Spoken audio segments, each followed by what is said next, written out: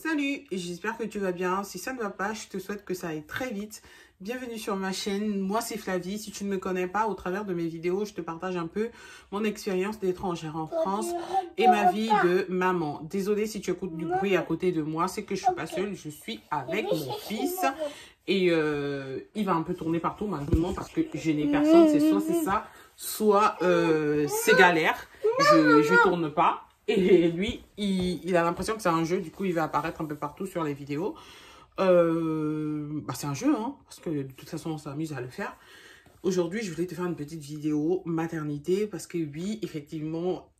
pas effectivement, parce que je te l'avais jamais dit, mais avant que ça commence à bien se faire, parce que les hormones et moi, ça fait deux, et tu as sans doute vu à l'énoncé du titre que voilà, je suis enceinte, je suis en attente de mon second bébé. Et comment te dire que c'est à la fois bouleversant et à la fois super magnifique. Parce qu'une naissance, c'est toujours la joie, mais en même temps, voilà, je traverse un peu des difficultés personnelles en ce moment qui font que, voilà, c'était pas forcément, ça a un peu tout chamboulé, mais voilà, c'est comme ça, et voilà, je tenais à te parler, en fait, à te livrer cette expérience, cette nouvelle expérience qui est complètement différente de la première, parce que toutes les grossesses, hein, je pensais que c'était un mythe, mais c'est clairement vrai. Toutes les grossesses ne sont pas du tout pareilles. Elles ne se ressemblent pas du tout. Là, c'est complètement différent, mais vraiment différent. J'ai des symptômes mais de malade que j'avais jamais eu avec mon fils. Hein. Limite, lui, c'était plutôt une grossesse flex. Et là, c'est une grossesse plutôt... comment dire, avec plein de malaise. Mais bon, voilà, c'est comme ça. Et du coup, je voulais un peu te parler de ce début de grossesse un peu compliqué pour moi. Je suis à ma 22e semaine semaine d'aménorrhée. Je ne sais pas si tu connais, en fait, les semaines d'aménorrhée. C'est des semaines de grossesse. C'est comme ça qu'ils calculent la grossesse dans le terme, en termes gynécologiques. C'est simplement la datation de la grossesse, si tu veux. Pour faire simple, une grossesse normale, c'est moins 2 semaines. Donc, si tu as, comme là, je suis à 22 semaines d'aménorrhée, ça veut dire que je suis en gros à 20 semaines de grossesse. Qui correspond, si on va dire, une semaine est égale à, un mois est égal à 4 semaines. On va dire que je suis à 4 mois et demi. Je rentre dans mon 5e mois. Et les 3 premiers mois ont été très catastrophiques parce que j'ai eu tous les symptômes et je voulais te faire cette vidéo. Je voulais prendre le temps, en fait, d'abord de le vivre avant de te faire cette vidéo parce que moi, je suis quelqu'un à la base de très... à la fois, j'ai envie d'extérioriser avec toi, mais à la fois, j'ai aussi envie de garder certaines choses pour moi au début parce que j'ai ce côté introverti qui fait que j'aime... prendre l'expérience des choses avant d'en parler, tu vois. Et donc, j'avais besoin vraiment de vivre cette grossesse d'abord au début. Et puis, comme tu sais, déjà, de par ma culture africaine, la grossesse, c'est un sujet très sensible, en fait. C'est pas quelque chose dont qu'on s'exhibe, en fait. On va pas exhiber une grossesse. Ça peut... un enfant, même une grossesse, elle est pas viable.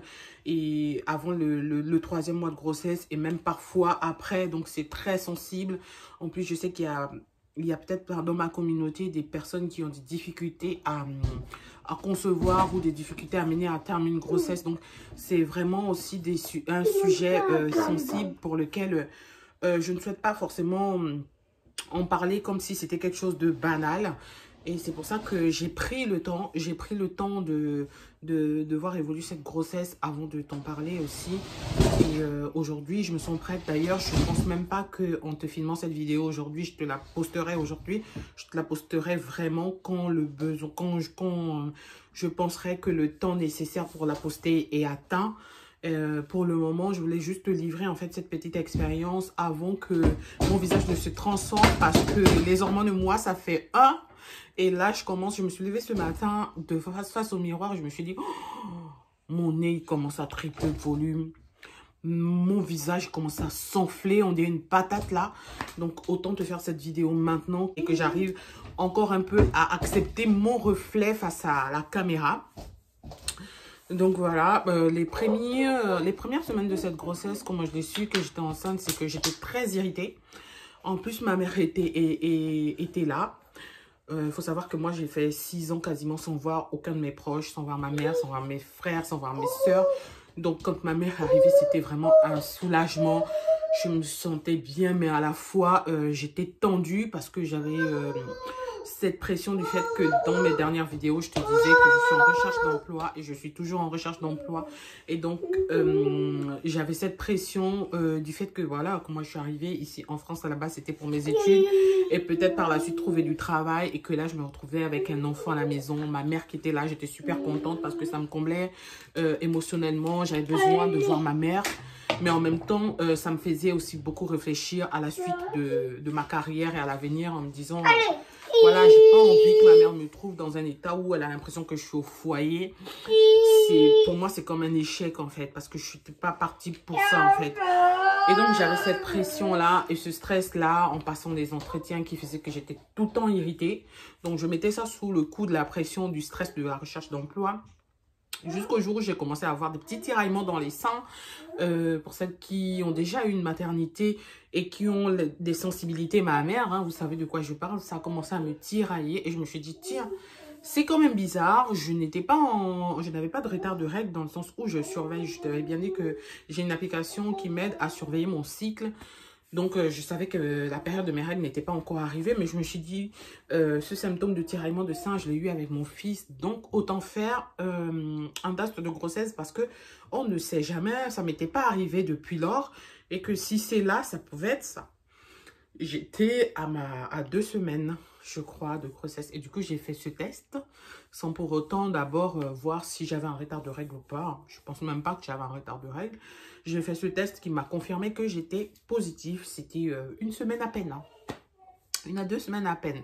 J'ai bien pris le test 90%, 99% sûr là, de Claire Blue et tout. Donc, j'ai fait ces tests qui étaient positifs. Donc, voilà, à partir de là, hein, je savais hein, que si ça devait arriver, parce que, tu vois, c'est ce dualisme dont je te parle souvent dans mes vidéos, du fait donc, de vouloir se construire une carrière, de vouloir évoluer professionnellement, mais aussi de vouloir fonder sa famille, quoi. Donc, tout de suite, je me suis dit, on s'était déjà dit avec mon conjoint que si on avait un enfant, ou si ça arrivait que j'ai un retard, on le gardait. C'était même pas à se poser les questions de savoir si il fallait interrompre cette grossesse ou pas. C'était sûr qu'on devait le garder. Donc moi, quand c'est arrivé, je lui ai dit, bon voilà et tout, on était prêts. On savait qu'on voulait avoir d'autres enfants et que voilà, on voulait pas juste avoir un enfant ensemble, qu'on veut construire notre vie ensemble et qu'on veut avoir d'autres enfants. Peut-être 1, pourquoi pas 3, peut-être 2, pourquoi pas 3, pardon. Donc c'était sûr et certain que cette grossesse, j'allais la conduire et qu'on allait se tenir la main ensemble malgré le fait que j'ai pas de travail pour l'instant pour mener à bien cette grossesse. Donc j'ai parlé au premier concerné, hein, j'ai parlé à mon conjoint parce que je l'ai su et lui tout de suite il m'a dit tu connais ma position et tant mieux parce que après si sa position n'était pas celle attendue, je ne sais même pas comment j'allais être. Même si, je sais pas en fait, je suis partagée parce que c'est 2 sentiments, à la fois envie de travailler, à la fois envie d'être maman et on sait bien que les deux ensemble comme ça tout de suite maintenant, quand tu es en recherche d'emploi, c'est très compliqué.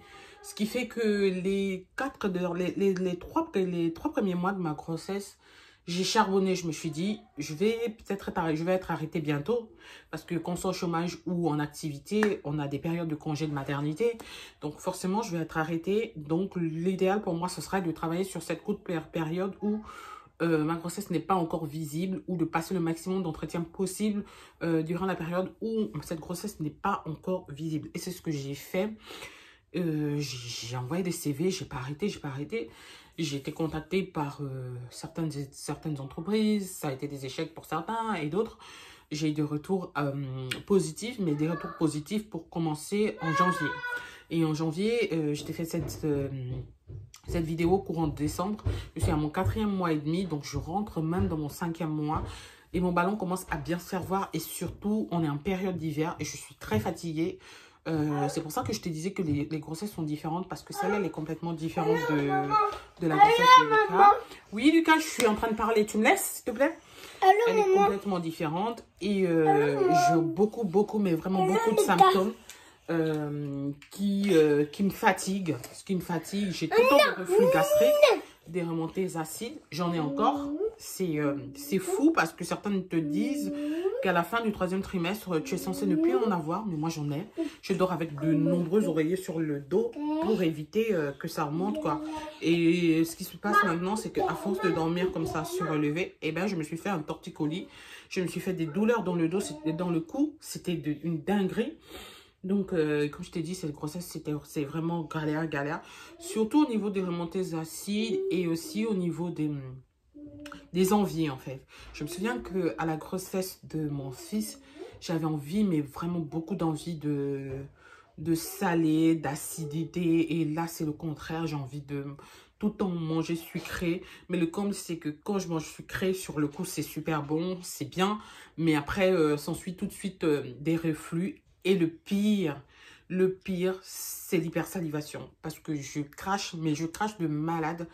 Et c'est cette hypersalivation que je ne supporte pas et qui m'a beaucoup fait déprimer en début de grossesse. Et au final, en fait, la période de vacances de ma mère où j'étais censée profiter, j'étais beaucoup irritée parce que je pouvais rien faire. Tu vas dans les magasins, il faut que je prévoie une bouteille dans laquelle cracher parce que je crachais toutes les 2 secondes. Je pouvais pas me retenir, je pouvais pas les avaler, sinon je dégueulais. Donc cette hypersalivation, c'était compliqué, mais compliqué. Et ça me ramenait à de bons vieux mauvais moments de ma vie. Parce que moi, en fait, si tu veux, quand j'étais plus petite, j'étais souvent malade. Et c'était une période assez difficile dans la vie de ma mère et dans la mienne aussi parce que tu peux pas aller en vacances, tu peux pas confier ton enfant à quelqu'un. Je pouvais rien faire, j'étais toujours sous surveillance de ma mère parce que j'étais malade et j'avais cette hypersalivation en permanence. Je me souviens que j'en ai même gardé un traumatisme parce que à l'école primaire, ma mère était obligée de me poser à l'école, mes parents, avec une bouteille. Parce que je crachais dedans, c'était une bouteille, il y avait du sable à l'intérieur, je crachais parce que j'arrivais pas justement à garder, à saliver normalement comme les autres. C'était toujours en abondance. Et c'était horrible parce que parfois, quand tu es enfant, il y a des choses, il y a des événements, il y a des choses que tu ne sais pas expliquer, tu sais pas quel mot mettre en fait sur le handicap que tu vis ou la maladie que tu vis parce que clairement pour moi c'était devenu comme un handicap et une maladie et surtout qu'en Afrique tout est occulte en fait, les gens ils ont pas cette ouverture d'esprit vers la maladie ou vers les difficultés que peuvent rencontrer un enfant et tout au collège. Donc j'étais complètement perdue parce que parfois tu te retrouvais en face d'une maîtresse qui te grondait parce que tu parlais pas, parce que tu avais peur en fait de baver ou de faire sortir tout ce que tu avais dans la bouche, ou quand tu demandais à sortir cracher toutes les 5 minutes, les 5 secondes, la maîtresse s'énervait que c'était pas possible, que tu faisais exprès et tout. Donc ça m'a renvoyé en fait si tu veux à ces vieux démons et c'était vraiment une période compliquée. Là, je trouve que ça s'estompe un tout petit peu. Mais j'ai pas du tout eu ça à la grossesse de mon fils. J'avais pas du tout d'hypersalivation. J'avais pas de remontées acides. J'avais pas de poussée de fièvre. J'avais pas de reflux. Mais là, c'était la totale. Franchement, ce début de grossesse, c'était la totale. En plus de ça, j'ai eu le Covid. J'ai eu le Covid à mon 2e mois de grossesse. Ça aussi, c'était galère. Je pouvais pas prendre des calmants, je sais pas, antibiotiques ou des calmants n'importe comment. Parce qu'avec la grossesse, il faut tout scruter. Tu bois pas tout et n'importe comment. Donc, c'était vraiment un début de grossesse très terrible. Heureusement que là, les choses commencent à s'améliorer. Donc, voilà, je voulais te faire cette petite vidéo pour te faire part en fait de ce nouvel événement qui va bientôt arriver dans ma vie, qui est déjà arrivé, hein, et t'informer que peut-être que par la suite je vais partager quelques vidéos maternité encore avec toi, mais dans le sens grossesse, pas maternité, dans le sens mère et enfant. Et peut-être pas tout non plus parce que je suis pas du genre à prendre ma caméra tous les jours comme tu as pu le voir. Mais j'essaierai de te partager le maximum possible des événements importants, des aspects importants de la grossesse si tu veux. Donc voilà, là hier j'étais à mon rendez-vous du 2e trimestre. Donc malheureusement j'ai décidé, pas malheureusement, hein, j'ai fait le choix de ne pas demander le sexe de bébé pour l'instant. Je préfère le découvrir à la naissance. On va voir si ça changera avec le temps ou si j'aurai envie. Mais là, j'ai demandé clairement au deuxième, tu sais, le rendez-vous du deuxième trimestre, c'est le rendez-vous lequel on regarde la morphologie de l'enfant, s'il est bien formé, s'il a tous ses membres, quel sexe et tout. Je suis allée faire ça, mais j'ai demandé au gynécologue de ne pas me révéler le sexe de bébé. Je préfère attendre de découvrir à la grossesse. Donc, je vais faire forcément un trousseau de naissance neutre. En plus de ça, j'ai énormément de choses. Le plus important, hein, que je ne vais pas acheter parce que, comme tu sais, mon fils, il a tout juste 2 ans. Donc, comme tu peux t'en douter, j'ai encore un berceau, j'ai encore une poussette, j'ai encore des landaux. J'ai énormément de choses. Donc, je ne vais pas investir pour investir parce que déjà, financièrement, c'est assez serré. On va garder ce qu'on peut garder. Et peut-être niveau vêtements, essayer d'aller vers des vêtements assez neutres. Vu que les symptômes sont différents, je me dis que ça peut être le sexe opposé. Donc, autant faire une nouvelle garde-robe à bébé en gardant ce que j'aimais de chez mon fils, mais qui va à la fois à un garçon et à une fille. Et voilà, donc c'était tout pour cette vidéo. Je voulais juste annoncer cette grossesse et te dire que par la suite, peut-être que je te publierai des vidéos maternité sur ma chaîne. Et que voilà, ce petit silence que tu as remarqué jusqu'à présent, c'est parce que je prenais le temps de la vivre, cette grossesse. Et que c'était pas forcément évident pour moi psychologiquement et aussi physiquement. J'avais pas trouvé forcément le temps de m'asseoir pour filmer. Je l'ai fait aujourd'hui avec plaisir. Et merci d'avoir regardé cette vidéo. Je te souhaite une belle journée et te dis à la prochaine pour d'autres talking, d'autres vidéos avec moi. Allez, ciao, bye. Pounet, t'es de retour? Qu'est-ce qu'il fait? Mais qu'est-ce qu'il fait? Le coquinou. Il est tout nu. Oh là là là là là là. J'avais pas remarqué. Il est tout nu, papa. Allez, tu vas mettre un